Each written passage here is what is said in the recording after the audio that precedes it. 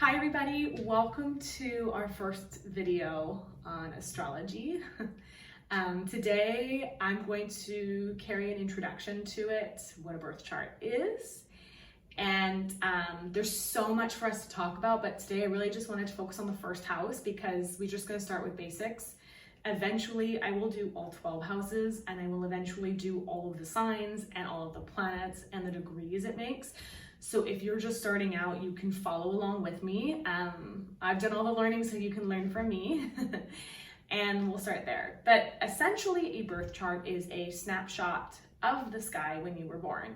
It's taken by the exact minute, even second that you were born, because that's the most accurate portrayal you'll get of where the cosmos were, the relationship between the two of all of them, sorry, there's more than two, and how it impacts you, because the energy does influence who you are. We're basically made up of majority of water, and so is the earth, and so are the tides, and the moon influences the tides. So we are definitely cosmically influenced by the planets and their movement. So the natal chart is that snapshot, and it's like a blueprint, a key to unlocking your soul's purpose in this lifetime. It carries so much weight in karma, about our personalities, about the negative living beliefs we carry, also our gifts and talents, that there's just so much to divulge and dissect that, but for now we're just going to literally start with the first house. So the birth chart looks like a full circle. It's 360 degrees, and there are 12 signs. And each sign will carry 30 degrees. That makes up a portion of the birth chart. If we're using whole sign, which is each sign will own one home of the 12, then you can go with whole sign. I personally use Placidus, but we'll do a whole other video on Placidus as we go, because use whatever chart you use will have a difference in terms of how the chart is made. But for this sake, we'll just start with the houses. So each house has 30 degrees, and it's going to be representing certain aspects of your life that is influenced by the planets. And so today's video is just going to be on the first house, so you get a start. And the first house is where our rising sign lives. There are 4 angles in a chart that are so important to determining who we are, what we care about, what our purpose is in this life. The ascendant is one of them. When people introduce themselves, I mean, I don't know if anyone introduces themselves except for myself with their sun, rising, and moon, but those 3 things are so important to determining who you are and peering into the soul of that person. Your rising sign is what you physically look like, and it's also how you approach the world and what experience you're going to have in this world. And the first house owns this. The first house is us. It's a reflection of who you are, any talents, any gifts that you have, our physical genetic makeup, and also how we present ourselves to the world. So if you have any planets in the first home, it's important to note, because any planets that live on your ascendant are gifts that you've come into a past life, from a past life into this life itself. And a lot of these planets will mean different things, and I will discuss what those planets mean. Generally speaking, Aries rules the first house, okay? If you're born at a time where you have Aries rising, then this will be a perfect snapshot into your chart. But I'll also go with what each sign means if you have it in your first house. But depending on what time you're born, Aries will not rule your first house. You could have Gemini like me. You could have Aquarius, Sagittarius, and it'll change what the first house means, okay?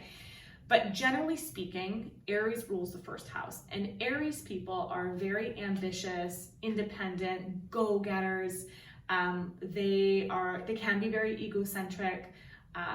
They teach us how to put ourselves first in the world. And if you're born with Aries in the first house, good for you. For everyone else, there'll be a different meaning in this chart. There's also a certain planet that's assigned to each sign. okay? And the planet, the ruling planet that is assigned to Aries that generally lives in the first house is Mars. You don't have to have Mars in your first house. I do not, because of the time I was born. But if you ever have Mars in this placement, it's going to give you more gusto, more energy, more forthrightness, more of that CEO energy vibe, or captain of the football team energy in the first house. That's the best way to describe it. Mars is very representative of like aggression, our sexuality, our self-assertion. We will do a full other video on this planet, but generally speaking, Mars and Aries will rule the first house. If you have, let's say, Taurus rising on your first house, actually Aries from a physical standpoint, because the first house rules our physical body. If you have Aries here, there's a chance that you're very sort of athletic looking, but you can always tell an Aries rising because they have a very strong eyebrow. They have strong eyebrows. That's one of the first things you'll notice about an Aries, is a physical trait, okay? We'll go to the next sign. Taurus rules your first house.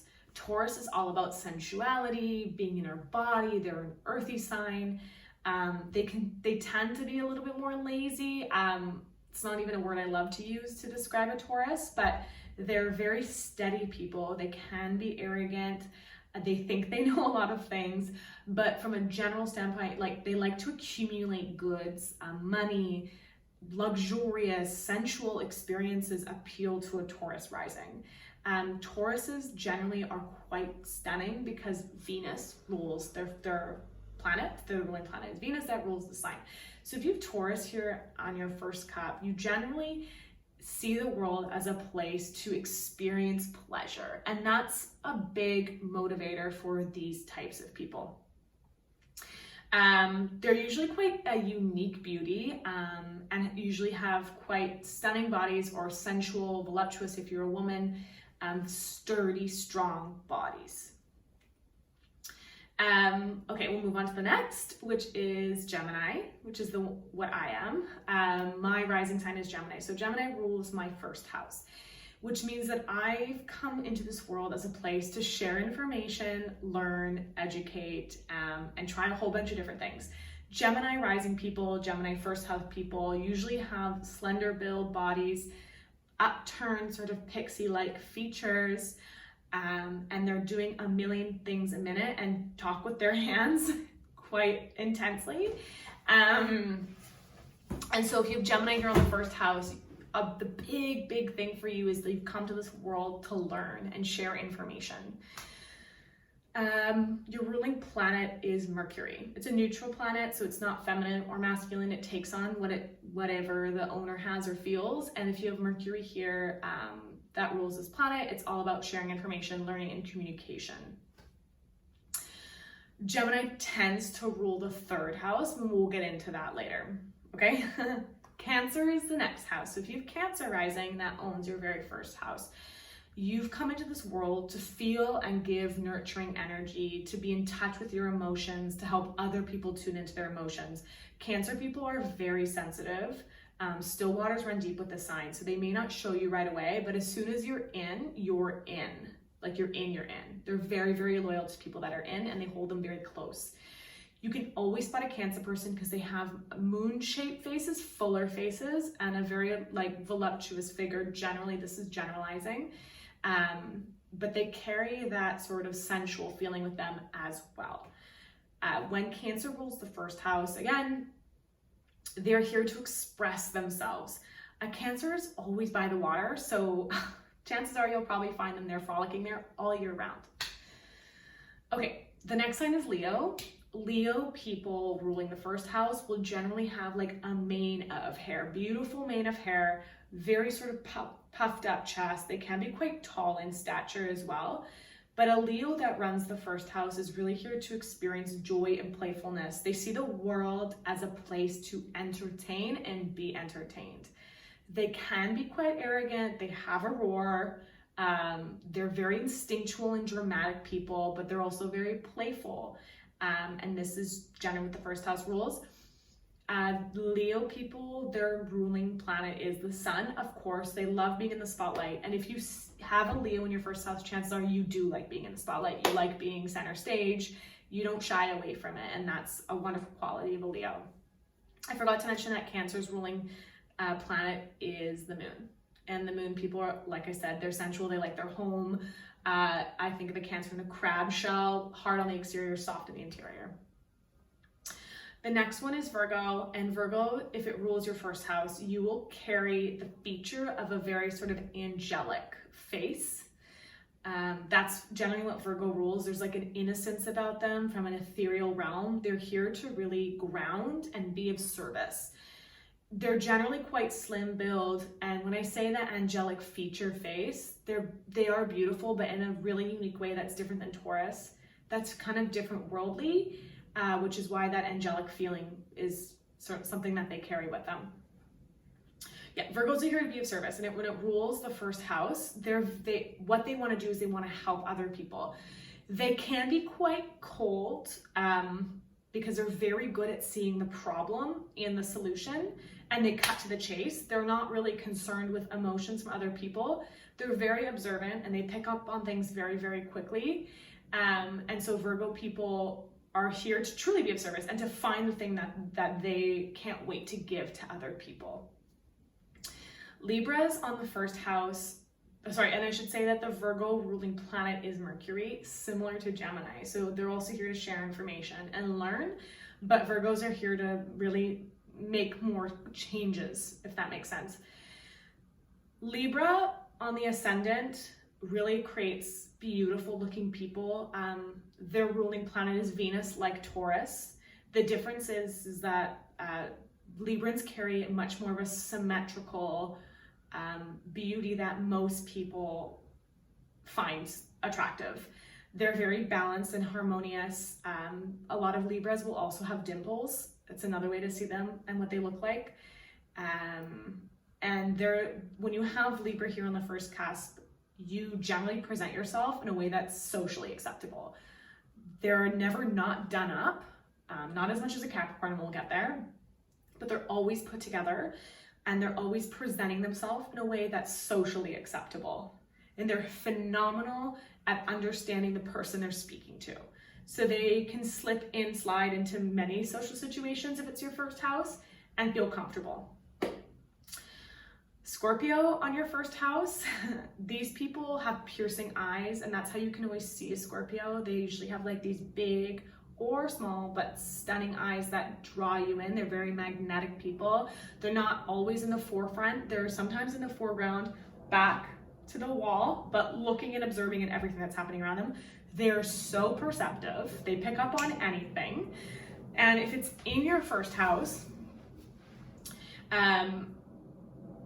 you've come to this world to see and to experience transformation and regeneration. Scorpio people in the first house may also change their appearances more often than you think. Their ruling planet is Pluto, which can be a little tough because Pluto is all about just destroying anything that isn't part of the authentic self, but it's also the house of karma. So Scorpios, if you have this ruling as your first house, are here to work with some sort of karma from a past life. Their co-ruling planet, like older planet before Pluto was discovered, is Mars. So they also can carry that sort of assertive aggressiveness, but not in a way that it's in your face like an Aries, but more like a subtle, calm confidence. Sagittarius on your first house is all about coming into this world to learn like a Gemini, but gather knowledge and philosophy from different cultures and religions all around the world. Sagittarians generally cultivate this and then share it with other people. The difference is Geminis like a crowd. Sagittarians don't. They are more lonery, more independent, and the first house Sagittarius here is all about that. They walk and talk what they mean and say. Their ruling planet is Jupiter, so it's a very optimistic planet and very expansive and abundant.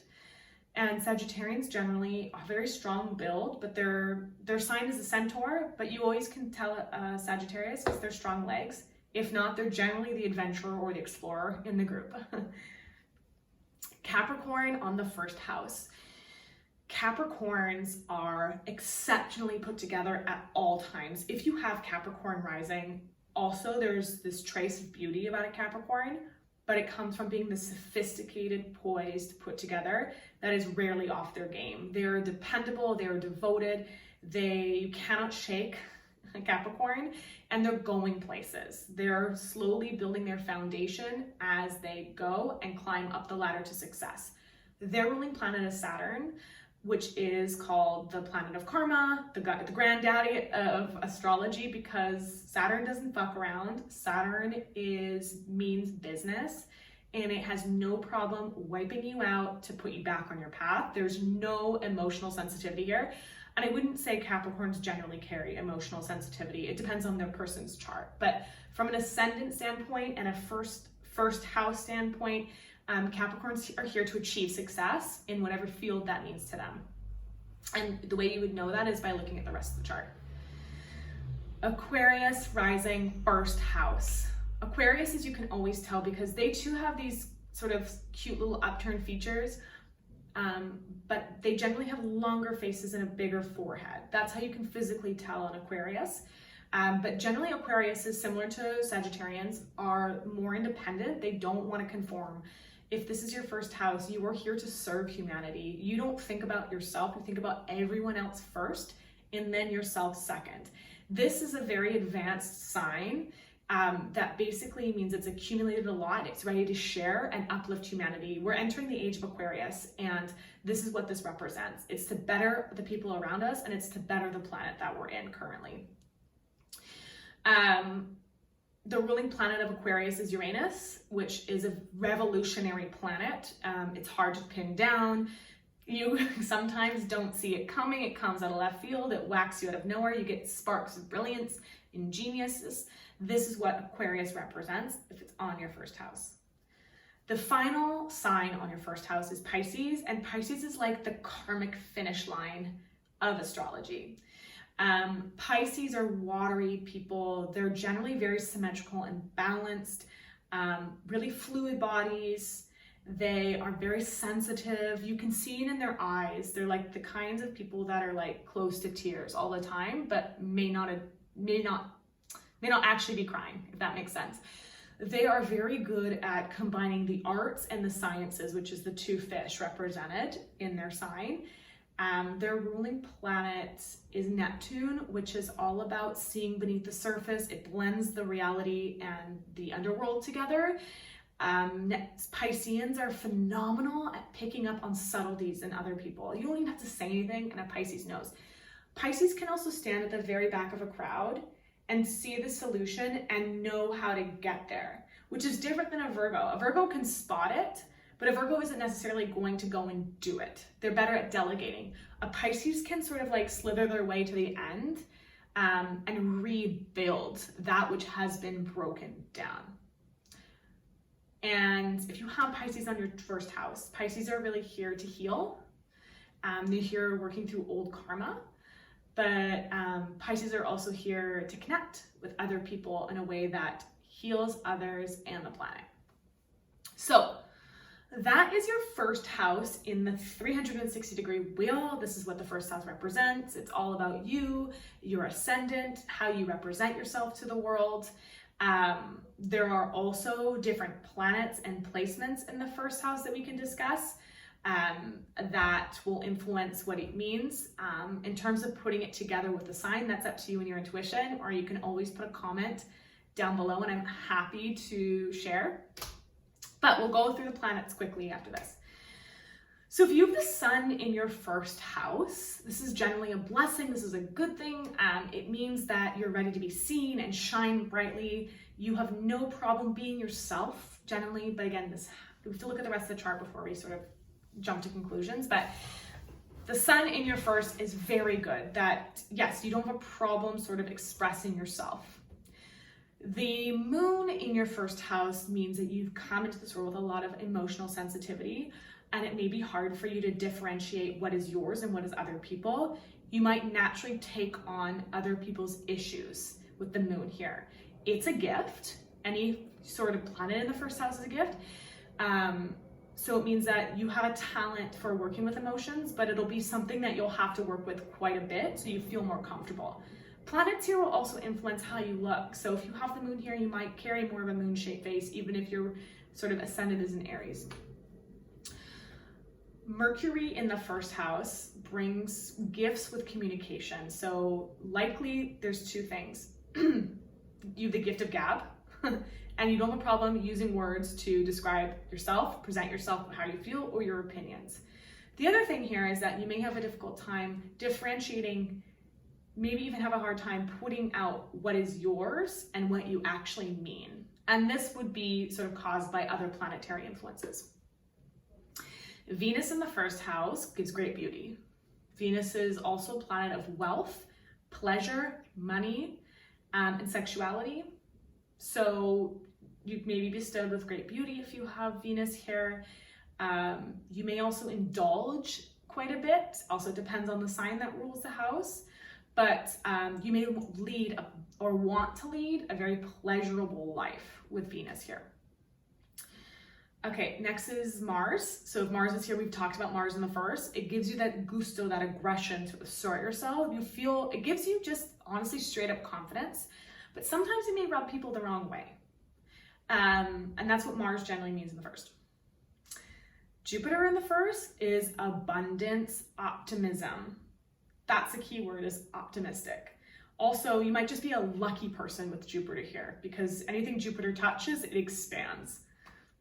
Saturn in the first actually brings out maturity. So you may be very cautious in how you present yourself to the world.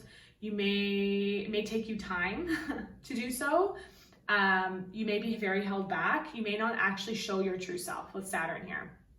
Saturn also gives you the strength to work very hard towards your goals, and maybe even learning how to express yourself will be one of those. Uranus in the first house kind of makes people a little bit erratic. I don't want to say this. It's kind of a good thing at the same time because you can't really pin this person down. They may shapeshift, they may change their appearance quite a bit, especially if it's activated by other transits. Uranus here keeps things interesting, let's just say. There may be sort of bursts of genius here. And in the first house, it could also indicate very good public speaking. Neptune in the first, can also indicate beauty if it's connected with Venus, but Neptune here can be a bit more difficult because it blurs the lines a little bit. So these people may have a harder time actually knowing who they are or portraying the person they truly are versus the person they think they need to be. Neptune can cause a bit of an illusion. Maybe other people see them as something they're not, but they also make them quite sensitive psychically.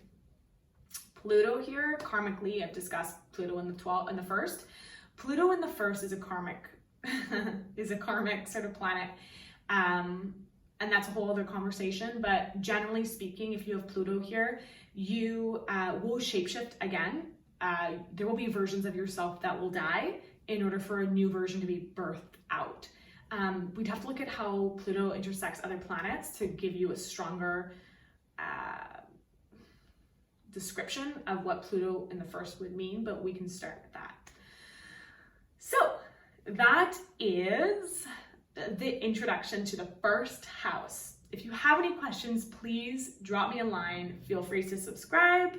I will be posting these weekly, and I'm so excited to be sharing my new hobby with you. Thanks for being here.